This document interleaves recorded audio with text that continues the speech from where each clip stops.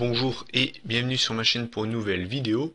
On se retrouve pour la FAQ numéro 2, puisque suite à ma première vidéo FAQ que j'ai postée lundi, j'ai une demande de FAQ, j'ai eu à nouveau des questions, et vu que j'ai pas de review encore une fois à proposer, du coup, je vais faire la FAQ numéro 2.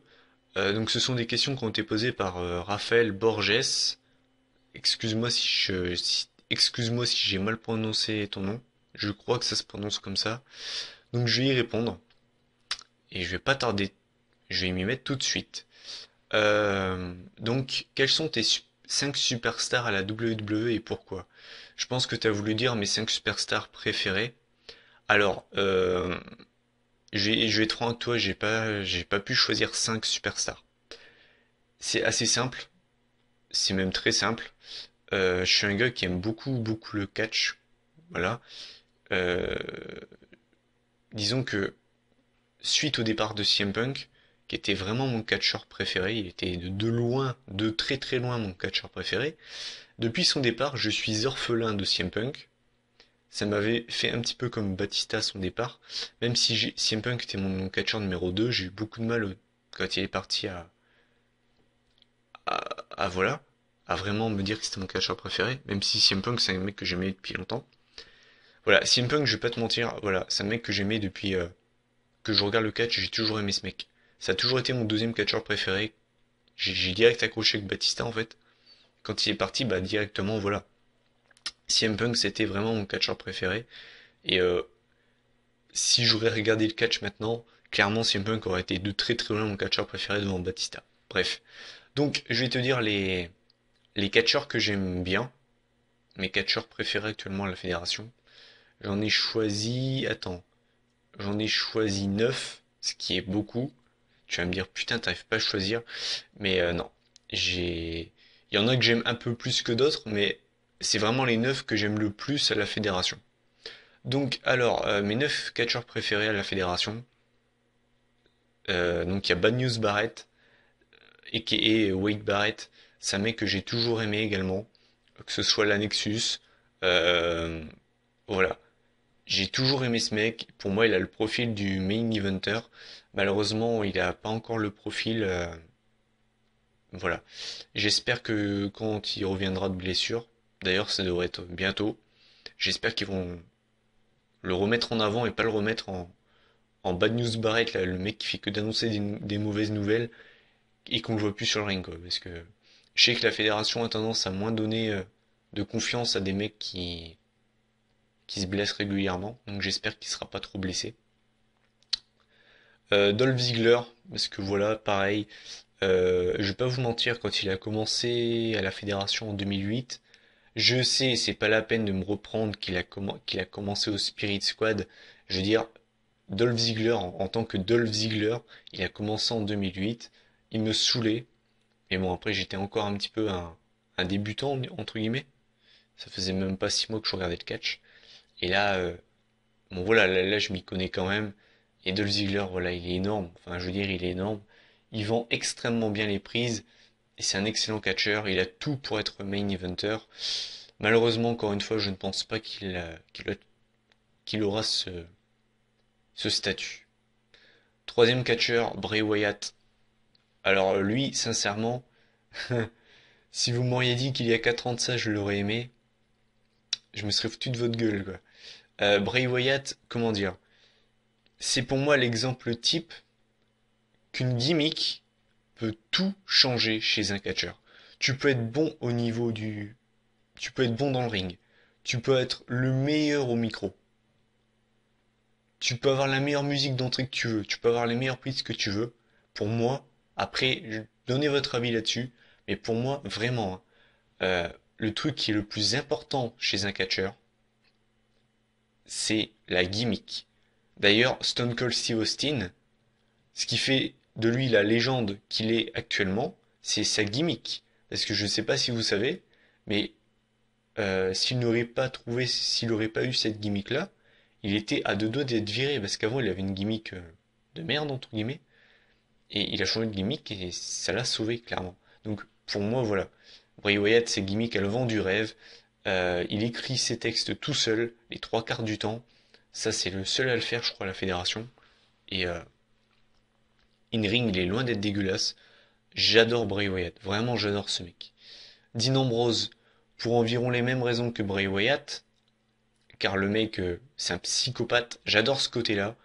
Maintenant, après, sincèrement, je suis pas vraiment fan de Dean Ambrose in-ring. Je parle dans le ring. Je trouve pas son moveset incroyable, mais c'est plus son personnage que j'aime bien. C'est vraiment un gros malade, quoi. J'adore. J'adore. Après, un autre catcheur que j'aime bien, Cesaro. Cesaro, parce que dans le ring, il est juste waouh. Voilà, il est énormissime. Il allie puissance et voilà. C'est pas un, comme on dit dans le business, c'est pas un powerhouse. Je dirais plus un bourrin athlétique, en fait. Il est très fort physiquement, mais il est également vraiment, il est athlétique en fait. Il est pas comme un Goldberg ou comment dire. Il est pas comme un Biggie qui est baraque. Biggie c'est une baraque, mais je dirais que Cesaro, il est à la fois musclé, fort, mais également technique et agile. Donc ça en fait l'un des meilleurs catcheurs actuellement à la fédération dans le ring. Et moi je pense qu'il manque à Cesaro. Bah déjà c'est une musique bonne parce que Pitché a arrêté cette musique de pompier. Moi j'appelle ça la musique des urgences. Quand il est là dans le ring, j'ai toujours l'impression qu'il va y avoir qu'il y a un décès quoi, qu'un spectateur qui part en malaise quoi. Et à chaque fois j'ai l'impression qu'il y a une ambulance qui arrive quoi. Et pareil encore une fois, Cesaro donc sa musique et également sa gimmick. Je pense que si il trouve une gimmick adéquate à Cesaro, voilà, ça pourrait être l'une des futures grandes stars de la fédération. Après, j'aime bien Daniel Bryan. Voilà, je vais pas m'arrêter longtemps sur lui. Je veux dire, quand vous savez son côté dans le ring, son niveau dans le ring, le, le Yes Movement, enfin, voilà. Daniel Bryan, je vais pas m'y attarder trop, mais ce mec vend du rêve. Roman Reigns, je l'aime un peu moins que les autres, parce que ils vont nous en faire un Cena 2.0. Mais par contre, j'adore son spear, quoi. Son spear, il vend du rêve. Ryback, j'aime beaucoup également.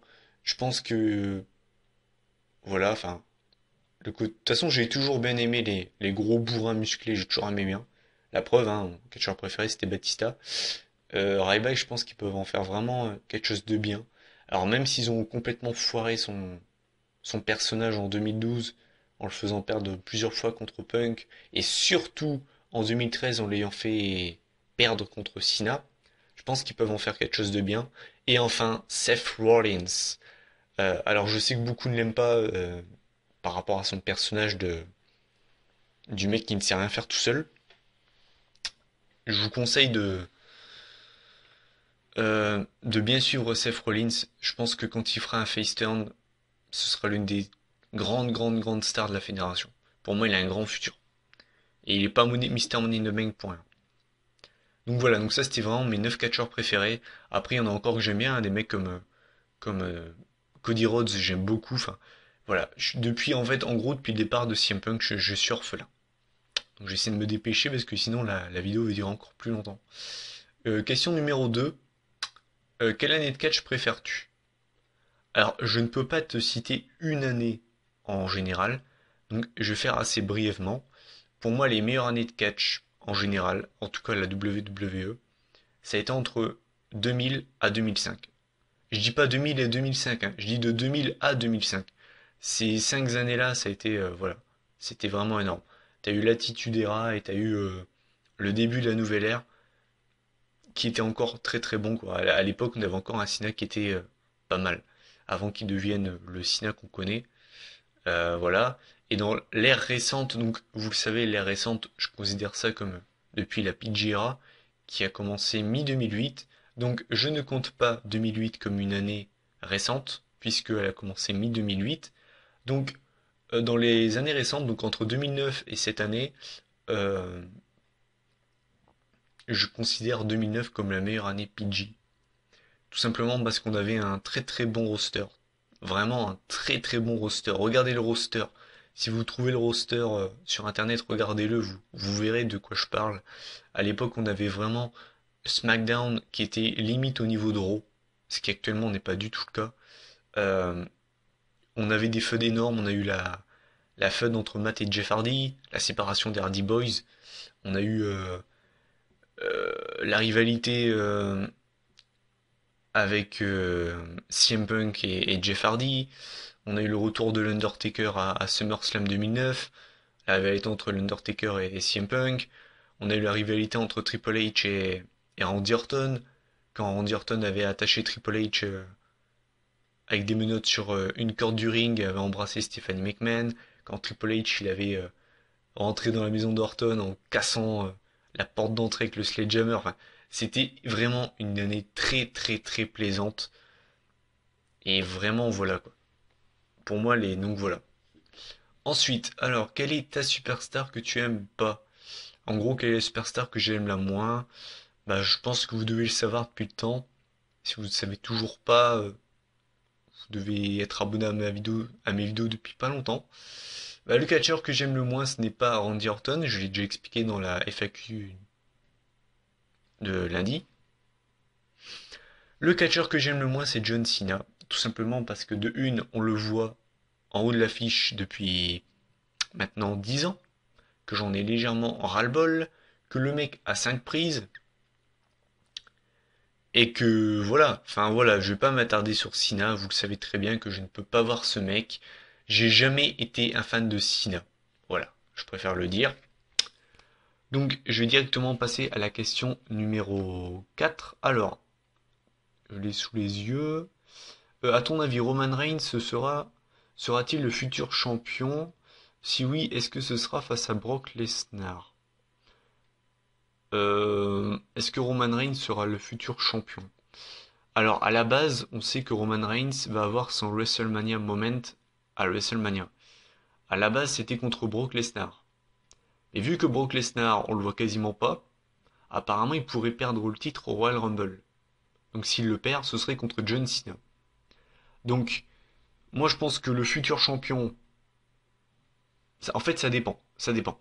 Si Brock Lesnar bat John Cena au Royal Rumble, le futur champion, ce sera Roman Reigns. Et est-ce que ce sera face à Brock Lesnar? Ben, si Brock Lesnar est encore champion, oui. Mais normalement, les plans initiaux, c'était d'avoir Roman Reigns, Brock Lesnar pour le titre à WrestleMania et de donner le WrestleMania Moment à Roman Reigns. Donc, si les plans initiaux sont toujours d'actualité, oui.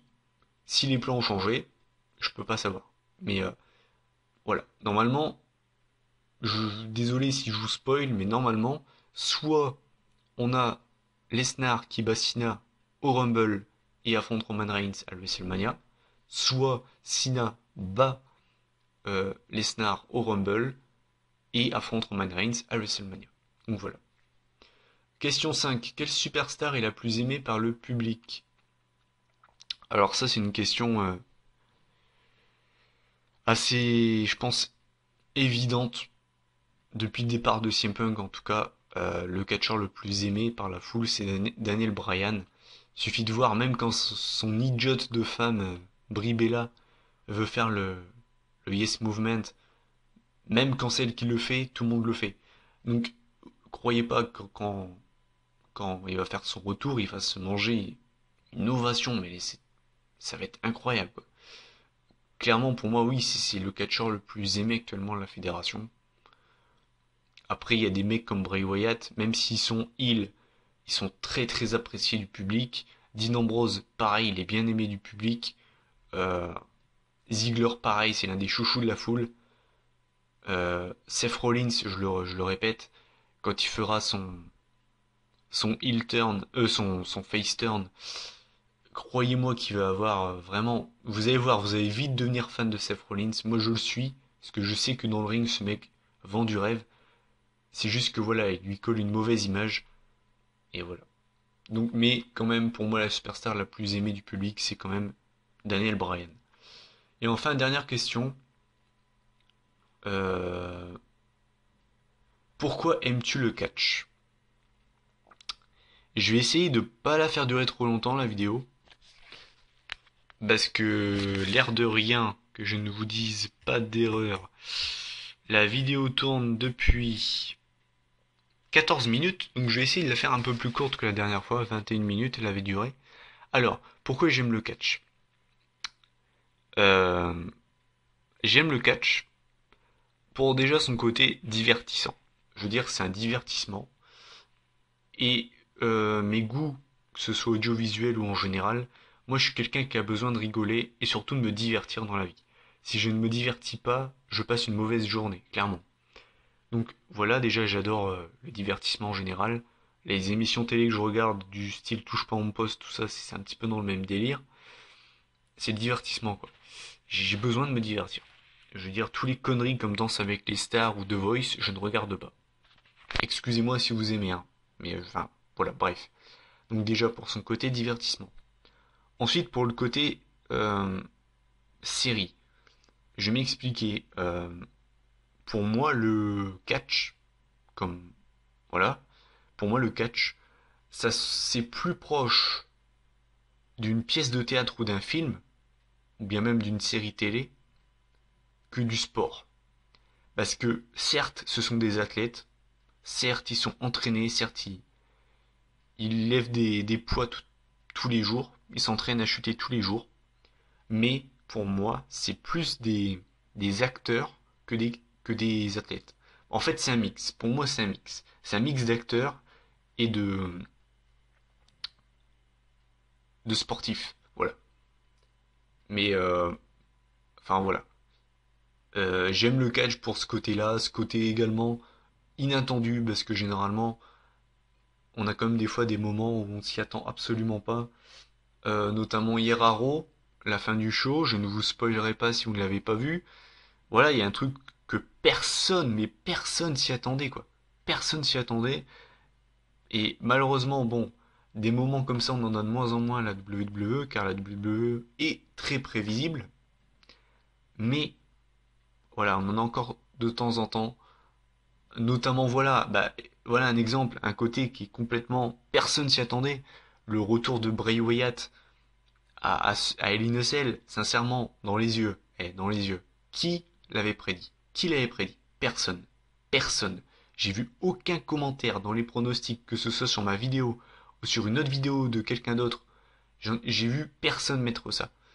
Et encore plus fort, qui avait pronostiqué une victoire de Brock Lesnar à WrestleMania 30? Qui? Qui? Qui, franchement? Même moi qui avais mis je sais pas si vous vous rappelez, je vous avais dit que je l'avais mis dans un coin de ma tête que ce serait possible parce que c'était le 30e anniversaire et qu'il voulait marquer le coup. Mais même moi, au fond de moi, j'y croyais pas. Et même ceux dans la salle qui avaient des pancartes 21-1 n'y croyaient pas. Donc voilà, c'est un petit peu pour ça que j'aime le catch. Comment dire, les rivalités, ce côté divertissement, ce côté fight. Et voilà, enfin je veux dire, voilà. Et généralement, et c'est bien triste, un gars qui ne sait pas que le catch est truc, enfin, j'aime pas le mot truqué, est scénarisé, il a deux réactions possibles. Soit le mec, il l'apprend et il continue à regarder, comme moi, ça fait un bail que je le sais, hein, vous inquiétez pas. Et il y a le deuxième cas qui est dramatique. Le mec, il apprend que c'est faux, enfin, scénarisé, et le mec arrête de regarder. Je trouve cette réaction complètement débile. Dans le sens, c'est un petit coup de gueule que je vais porter. Après, chacun réagit comme il veut, hein, mais c'est un truc que je ne comprendrai jamais. Le mec prend son pied à regarder le catch. On est d'accord. Le mec apprend que c'est scénarisé, et donc il apprend que ce ne sont pas des vrais combats où les mecs se mettent pas sur la gueule et tout. Le mec il apprend ça, donc il a hâte de regarder. Donc le plaisir qu'il avait à regarder le catch s'évapore du jour au lendemain, tout ça parce qu'il apprend que c'est scénarisé. Vous trouvez pas que c'est une réaction complètement débile? Enfin, moi je trouve ça complètement débile comme réaction. Après, sincèrement, voilà, chacun agit comme il veut, voilà. Après, pareil, j'ai eu beaucoup de questions du style, euh, ouais, moi je préfère regarder l'UFC. Les gens qui comparent le catch à l'UFC, qui est un sport de combat, les gars, par pitié, mais arrêtez de comparer le catch et l'UFC. C'est des trucs complètement mais différents, ça n'a rien à voir. D'un côté, on a une ligue de sport, l'UFC ou le MMA si vous préférez, qui est un sport, vraiment un sport. Et de l'autre côté, comme je l'ai expliqué tout à l'heure, on a le catch, qui est un divertissement sportif. Donc on est d'accord que ce que je disais tout à l'heure, c'est, je pense, la vérité. On a le divertissement avant le sportif. Parce que si serait vraiment, on aurait très bien pu mettre ligue de divertissement sportive. Non, ligue sportive de divertissement, voilà. Non, là c'est du divertissement sportif. Et ce sont des acteurs et à la fois des athlètes. Mais en aucun cas c'est un sport. Donc c'est un petit message que je porte s'il y en a qui m'écoutent et qui ont ce jugement-là. Arrêtez de comparer le sport, enfin l'UFC, le MMA, au catch. C'est des trucs qui n'ont rien à voir, mais rien à voir. Rien à voir. C'est des trucs mais complètement à l'opposé quoi. C'est comme si vous comparez le foot et le rugby. Ça n'a rien à voir. C'est un sport, mais les règles n'ont rien à voir. Donc arrêtez. Voilà. C'est un coup de gueule que j'avais apporté. Et moi, pourquoi je préfère le catch à l'UFC par exemple, ou le MMA, c'est tout simplement parce qu'on a ce côté divertissement qu'on n'a pas à l'UFC. Bref. J'ai encore dépassé les 21 minutes. Désolé. Donc, c'était ma FAQ numéro 2. J'espère qu'elle vous aura plu. Euh, je vais vous dire la même chose. Si vous avez des questions à me poser, bah n'hésitez pas, j'en ferai peut-être une troisième. La prochaine vidéo que je sortirai, ce sera vendredi. Ce sera la WWE News, Video News, qui sortira donc vendredi. Au niveau des reviews, je vais commencer à m'y mettre. Donc vous aurez certainement, je vous promets rien, je vais essayer de vous mettre la première review euh, en début de semaine lundi. Donc écoutez, moi je vous laisse. Bonne soirée, bonne nuit, bon midi, ça dépend à l'heure que vous regardez cette vidéo. À la prochaine, salut.